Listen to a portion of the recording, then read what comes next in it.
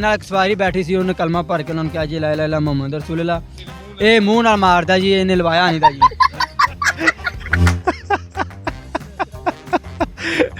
DPO साहब ने पकड़ लिया कि मुंह ना हारन ने मारे, उन्हें लगा भी नहीं रक्षे च फिट किया यार। वाह वाह वाह। ਤੇ ਡੀਪੀਓ ਖੜਾ ਸੀ ਅੱਡੇ ਦੇ ਵਿੱਚ। ਮੈਂ ਜਦੋਂ ਉੱਥੋਂ ਲੰਘਿਆ ਤਾਂ ਮੈਂ ਹੈਰਨ ਮਾਰ ਕੇ ਲੰਘਿਆ, ਮੈਨੂੰ ਨਹੀਂ ਪਤਾ ਸੀ। ਤੇ ਅਕਸਰ ਮੈਂ ਹੈਰਨ ਮਾਰਦਾ ਰਹਿੰਦਾ ਸੀ। ਉਸ ਤੋਂ ਬਾਅਦ ਜਦੋਂ ਸੋਦੇ ਆਇਆ ਉਸ ਤੋਂ ਬਾਅਦ ਉਹ ਫਿਰ ਮੈਂ ਹੈਰਨ ਮਾਰਿਆ, ਤੇ ਜਦੋਂ ਉਹਨਾਂ ਨੇ ਡੀਪੀਓ ਨੇ ਵੇਖਿਆ ਅਰਨਾਲੇ ਅੱਡੇ ਦੇ ਵਿੱਚ, ਮੈਨੂੰ ਕਹਿੰਦੇ ਇਹਨੂੰ ਫੜ ਕੇ ਲਿਆ। ਮੈਂ ਫਿਰ ਉੱਥੋਂ ਰਕਸ਼ਾ ਭਜਾ ਲਿਆ, ਉਹ ਮੇਰੇ ਪਿੱਛੇ ਪਿੱਛੇ ਮੈਂ ਅੱਗੇ।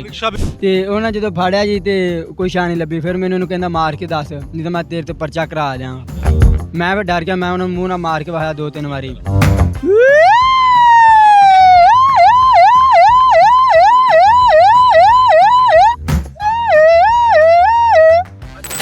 आंखें बंद करें ना तो आपको पता ही नहीं चलेगा कि ये एक इंसान एम्बुलेंस का हॉर्न मार रहा है या फिर सचमुच एम्बुलेंस का ओरिजिनल। अस्सलाम वालेकुम नाज़रीन, मैं हूं काशिफ गुलजार, आप देख रहे हैं पाकिस्तान बीट्स। नाज़रीन, आज आपको चलती फिरती एम्बुलेंस दिखाएंगे।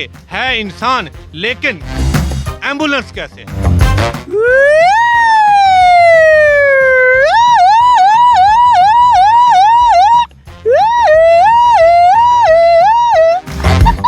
इस आवाज की वजह से इस नौजवान को कुछ दिन हवालात में भी रहना पड़ा।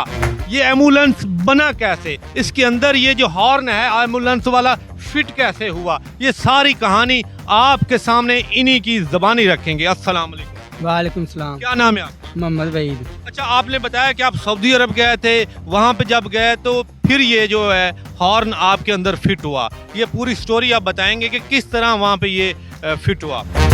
मैं ये सऊदी अरब गया थी, इधर से वीज़ा लेकर ड्राइवरी का वीज़ा ले गया। उधर से मेरे साथ फ्रॉड हो गया।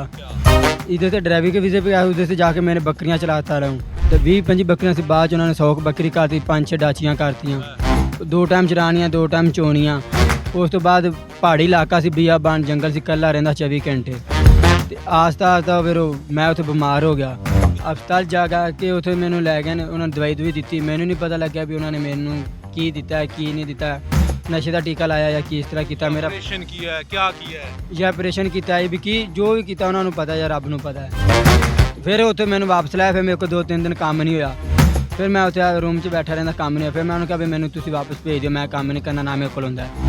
फिर उन्होंने मैनू वापस वजह तो थानू पता कदों चलिया भी ये आवाज़ थोड़े चों निकलण लग पई? वो जो मैनू बुलाते सी तो मेरे को आवाज़ इस तरह निकलती सी। अच्छा, जब वो आपसे बात करते थे तो जब ये बात करते थे सऊदी अरब में ऑपरेशन या बीमार होने के बाद, तो ऑटोमेटिकली इनके मुंह से ये हॉर्न निकलना था। जरा कीजिएगा दोबारा।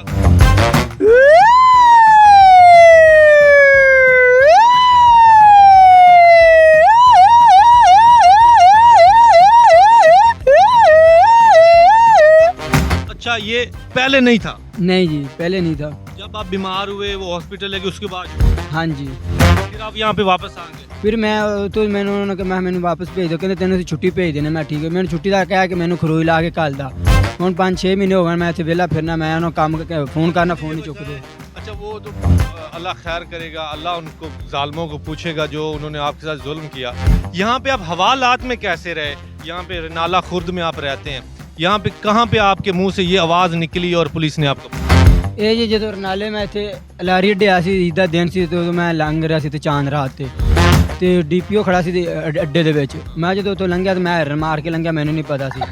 ਤੇ ਅਕਸਰ ਮੈਂ ਹੈਰਨ ਮਾਰਦਾ ਰਹਿੰਦਾ ਸੀ। ਉਸ ਤੋਂ ਬਾਅਦ ਜਦੋਂ ਸੋਦੇ ਆਇਆ ਉਸ ਤੋਂ ਬਾਅਦ ਉਹ ਫਿਰ ਮੈਂ ਹੈਰਨ ਮਾਰਿਆ, ਤੇ ਜਦੋਂ ਉਹਨਾਂ ਨੇ ਡੀਪੀਓ ਨੇ ਵੇਖਿਆ ਅਰਨਾਲੇ ਅੱਡੇ ਦੇ ਵਿੱਚ, ਮੈਨੂੰ ਕਹਿੰਦੇ ਇਹਨੂੰ ਫੜ ਕੇ ਲਿਆ। ਮੈਂ ਫਿਰ ਉੱਥੇ ਰਕਸ਼ਾ ਭਜਾ ਲਿਆ, ਉਹ ਮੇਰੇ ਪਿੱਛੇ ਪਿੱਛੇ ਮੈਂ ਅੱਗੇ। रिक्शा भी चलाते हैं आप? वापस आके आप रिक्शा चलाते? हाँ जी, आप आन के मैं रक्षा चलाना। तो जो मैं उतो आ गया जी, मैं फिर रक्षा चलान लग पिया। रोज़ी तो कमानी सी ना, मैं फिर रक्षा कमान लग पिया।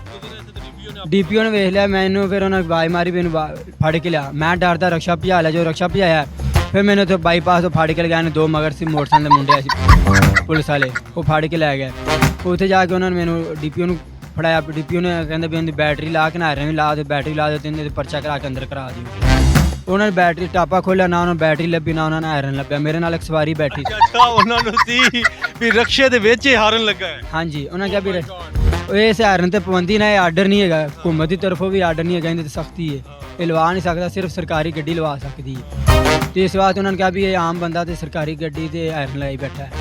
ਉਹ ਫਿਰ ਜਦੋਂ ਉਹਨਾਂ ਮੈਂ ਫੜ ਕੇ ਡੀਪੀਓ ਕੋ ਲੈ ਕੇ ਗਿਆ, ਡੀਪੀਓ ਕੋ ਜਾ ਕੇ ਉਹਨਾਂ ਨੇ ਕਿਹਾ ਵੀ ਉਰਾ ਉਹਨਾਂ ਕਹਿੰਦਾ ਟਾਪਾ ਖੋਲ ਕੇ ਬੈਟਰੀ ਤੇ ਹਰਨੇ ਨੂੰ ਲਾ ਲਓ ਤੇ ਇਹਦੇ ਪਰਚਾ ਕਰਾ ਕੇ ਅੰਦਰ ਕਰ ਦਿਓ। ਉਹ ਜੀ ਜਦੋਂ ਉਹਨਾਂ ਟਾਪਾ ਖੋਲ੍ਹਿਆ ਉਹਨਾਂ ਕਹਿੰਦਾ ਜੀ ਇਹਦੇ ਸਰ ਬੈਟਰੀ ਕੋਈ ਨਹੀਂ ਦੀ ਤੇ ਹਰਨ ਕਿੱਥੋਂ ਹੋਣਾ। ਉਹਨਾਂ ਕਹਿੰਦੇ ਇਹਨੇ ਲਗਾਇਆ ਹੋਣਾ ਵੇਖੋ। ਉਹ ਉਹਨਾਂ ਨੇ ਸਾਰਾ ਰਕਸ਼ਾ ਤੋਂ ਥੱਲੇ ਚੈੱਕ ਕਰ ਲਿਆ, ਕੁਝ ਵੀ ਨਹੀਂ ਲੱਭਿਆ। ਉਸ ਤੋਂ ਬਾਅਦ ਉਹਨਾਂ ਨੇ ਕਿਹਾ ਵੀ ਦੱਸ ਸਾਨੂੰ ਹਰਨ ਕਿੱਥੇ ਲੱਗਿਆ। ਮੇਰੇ ਨਾਲ ਇੱਕ ਸਵਾਰੀ ਬੈਠੀ ਸੀ, ਉਹਨੇ ਕਲਮਾ ਭਰ ਕੇ ਉਹਨਾਂ ਨੇ ਕਿਹਾ ਜੀ ਲਾ ਲਾ ਮੁਹੰਮਦ ਰਸੂਲullah। ਇਹ ਮੂੰਹ ਨਾਲ ਮਾਰਦਾ ਜੀ, ਇਹਨੇ ਲਵਾਇਆ ਨਹੀਂ ਦਾ ਜੀ।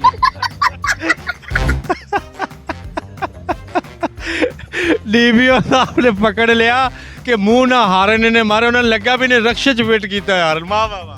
ਤੇ ਉਹਨਾਂ ਜਦੋਂ ਫੜਿਆ ਜੀ ਤੇ ਕੋਈ ਸ਼ਾਨ ਨਹੀਂ ਲੱਭੀ। ਫਿਰ ਮੈਨੂੰ ਉਹਨੂੰ ਕਹਿੰਦਾ ਮਾਰ ਕੇ ਦੱਸ ਨਹੀਂ ਤਾਂ ਮੈਂ ਤੇਰੇ ਤੇ ਪਰਚਾ ਕਰਾ ਦਿਆਂ। ਮੈਂ ਵੀ ਡਰ ਗਿਆ, ਮੈਂ ਉਹਨਾਂ ਨੂੰ ਮੂੰਹ ਨਾਲ ਮਾਰ ਕੇ ਵਾਇਆ 2-3 ਵਾਰੀ।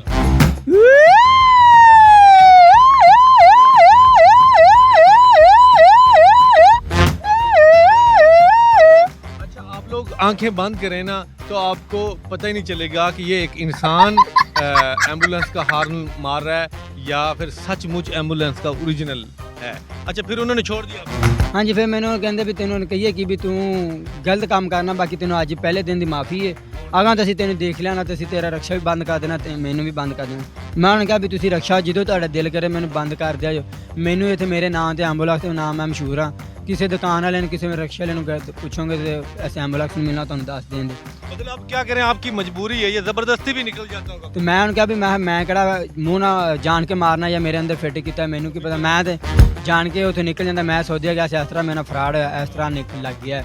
तुसीं कढ़ सकते तो अपना कढ़ लो। कहते कि अंदरों काट सकते तो काट।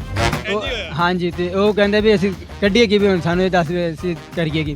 वो फिर 1-2 दफ़ा मैं इत्थे अल्ट्रासाउंड कराया, सारा कुछ करवाया।